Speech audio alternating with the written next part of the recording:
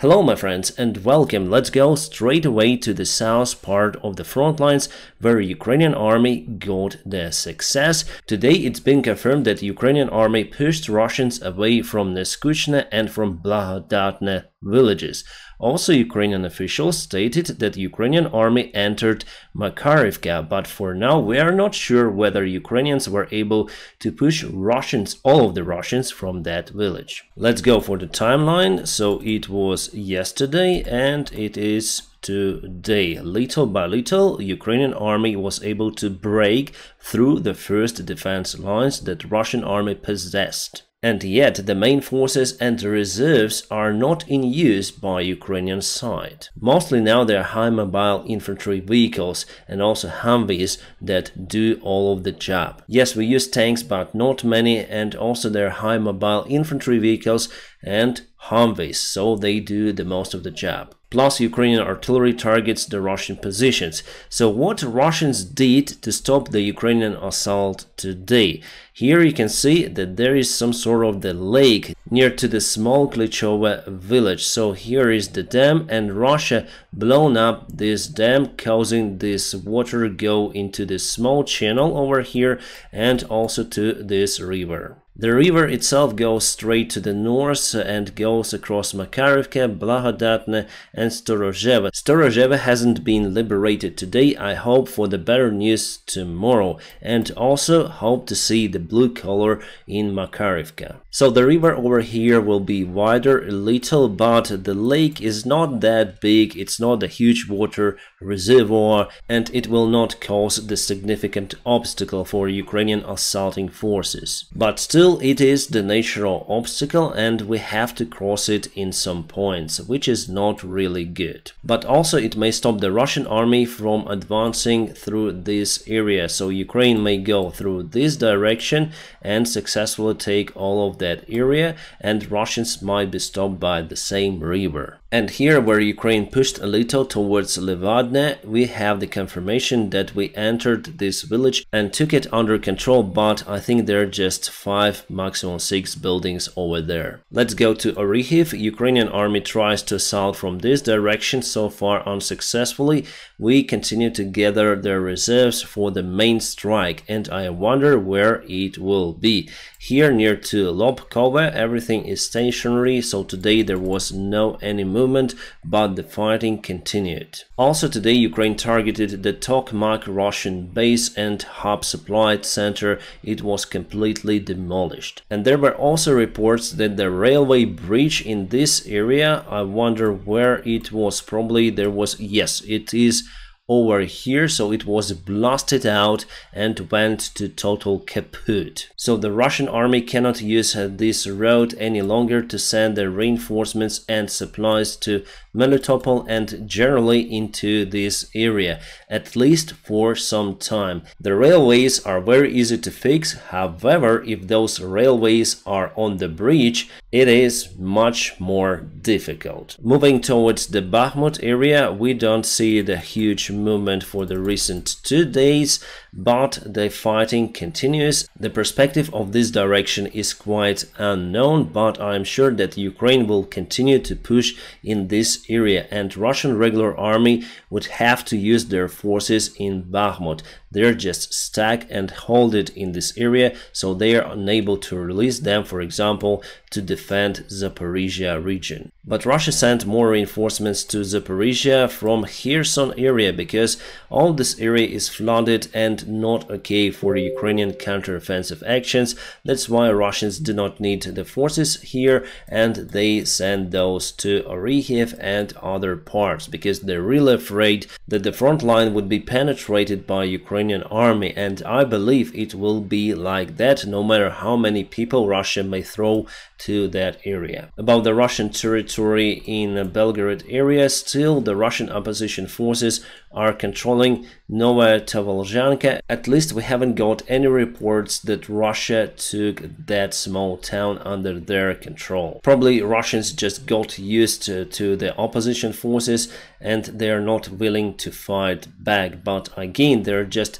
around 100 men from the Russian opposition who entered Novaya Tovolzhanka and remain there. This map was published on the Russian channels. They say that Ukraine controls this territory and part of Makarovka, and also went to Orozhaina over here. The fighting is ongoing for this particular village. As we see, the Ukrainian army successfully moved in, crushing the Russian first line of defense. Today, also some of the Russian channels reported that they've gained control over Neskuchne village, but it's fake. Neskuchne is under Ukrainian control. And here are our guys in one of the buildings of Neskuchne that was completely demolished. Actually, there are not many buildings left in that area in general. The Telegraph says that Russia was able to create huge lines of defense, at least 3 lines, and Ukraine penetrated the first one. The Telegraph says that the fight for the southern part of Ukraine could be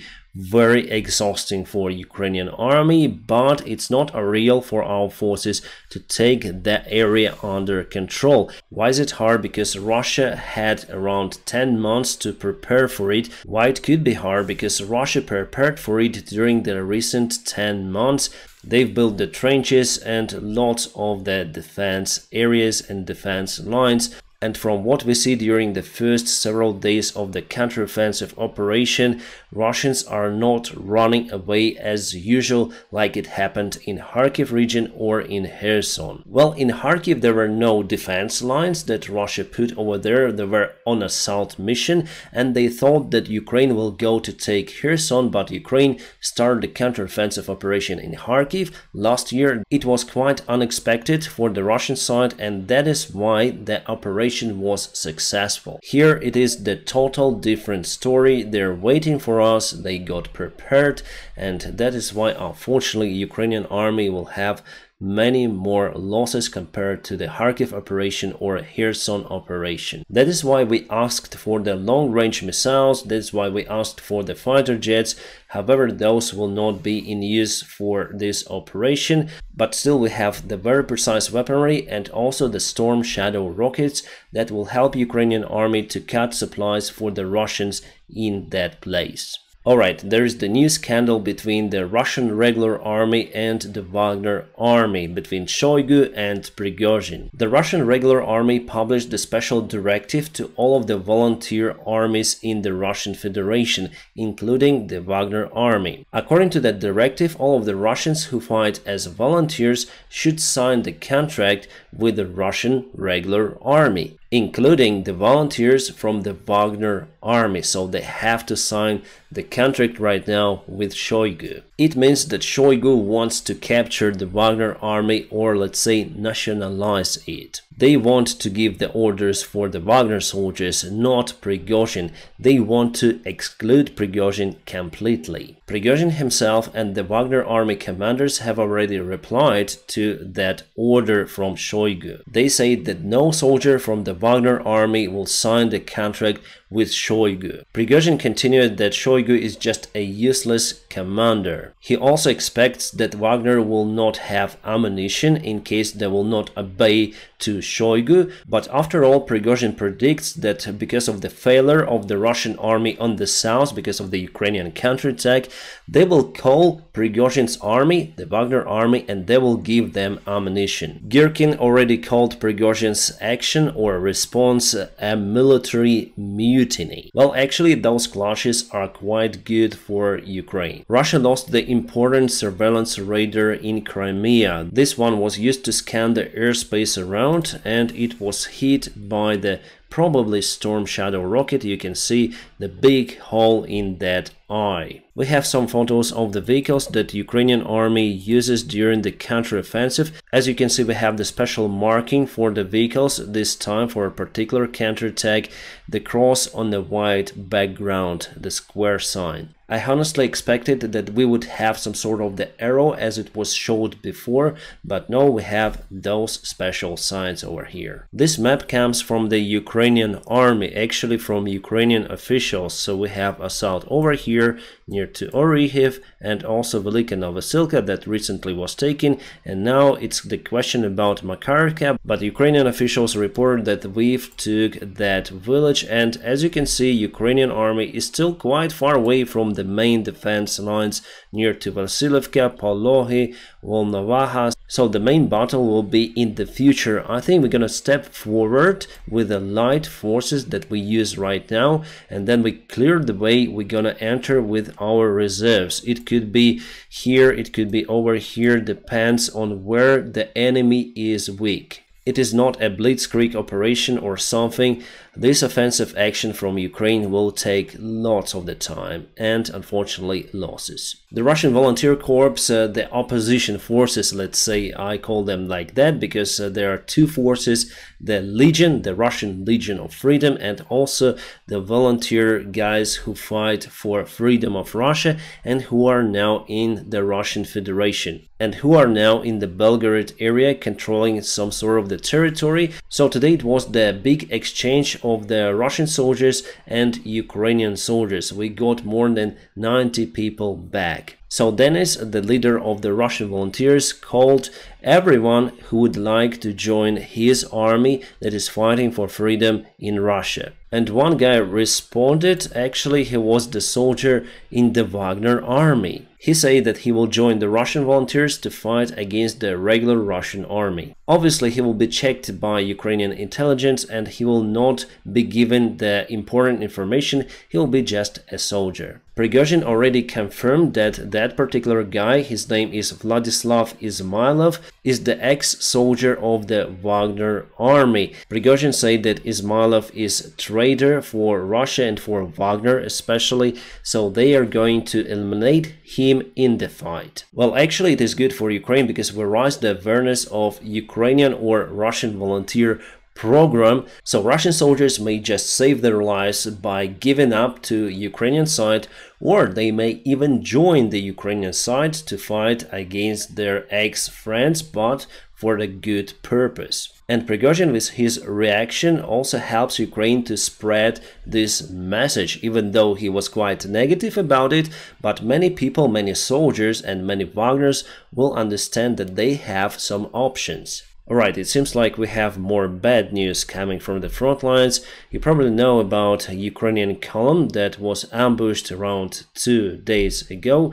I recorded a couple of the videos about it. Alright, it seems like we have some sort of the bad news for Ukrainian army. This is the Zaporizhia direction, and we have new photos with new vehicles that were ambushed by the Russian side. Unfortunately, those are rare Leopard 2R vehicles that are used to demine the fields. You can see that the vehicles were abandoned by the soldiers, and you may find the marking on top, so clearly those are the Ukrainian vehicles. Here is the International Max Pro American vehicle, the truck that was also ambushed from what you can see. On the right hand side of the picture you may see the Leopard 2R, again the vehicle that is used to demine the fields. The engine is on fire and it's very bad. We got 5 of those vehicles from Finland, and on this picture I may see 1, 2, 3 and also number 4. All of them were ambushed. On the top of the picture there is the Bradley infantry vehicle that is also abandoned by the soldiers. So could be the same column, maybe could it be the new convoy that Ukraine sent to the south? It also could be. For now it's hard to tell. The main thing that Ukraine moves forward, the bad thing that we are losing lots of the vehicles that are quite rare and should have played a great role in a future successful counteroffensive mission. It means that the counteroffensive of Ukrainian army should be well monitored by our allies. They should, as I told you many times, to interfere and to see the actions of Ukrainian commanders, whether they do it according to the book or whether they messed up with something, because from those images we understand that the system is not ideal. I'm sure that it's not the Photoshop. And there is the other picture with Leopard 2 tanks. I don't know what is this, probably Bradley, but those two are Leopards, and the vehicle over there is unknown, probably the army truck or something. As for the Leopards over here, they're in one piece. It means that probably they rolled over on mines. Alright, finally I got more information about the ambushed Ukrainian convoy. It seems like it is the old convoy that was ambushed on 9th of June. As I say to you, Russia presented different images with the different perspectives from the same convoy, saying that they've destroyed many of the Ukrainian vehicles. I was quite confused about those photos, however, because there were Leopard 2R modifications. There were in the convoy that was ambushed on 9th of June, but I haven't seen 4 of the vehicles like that. So why this is the old convoy? Because you can see the Bradley that is standing over there near to Leopards, and you may see the same Bradley. Yes, just look at it very closely. So here is the same color, the same Bradley, 100% that this is the same Bradley and the same convoy. So if you find some information on the Russian resources, it's better not to believe it at first. But the fact is the fact. We lost many of the Leopards, we lost many of the Bradleys and the special demining vehicles, the Leopard 2R tanks. And that's why I continue to insist that our allies should start the investigation about the case. Plus, it doesn't mean that Ukraine failed with a counteroffensive action. No, we have many more reserves, but we need to take care about our soldiers and about the vehicles. That is why, for the obvious reasons, the operations should be planned more precisely. We have awesome news. Our soldiers returned back to Ukraine from the Russian prison. As I showed you today, there was the exchange between Russians and Ukrainians, and our guys are alive, they're home, and it's great. The heavy rains been reported this weekend in Ukraine, and all of the dirt roads went muddy. This also may slow down the Ukrainian counteroffensive. I've checked the weather today for the Kherson region, and I may confirm that it was rainy all day long. My friends, now press the like to this video, and also if you want to support my job, there are some links in the video description just below where you may do so. So you may support me on PayPal, Patreon, or just on sponsorship on this YouTube channel. Thank you so much for your awesome support and your awesome help. I wish you all a peaceful sky wherever you are, and have a great time.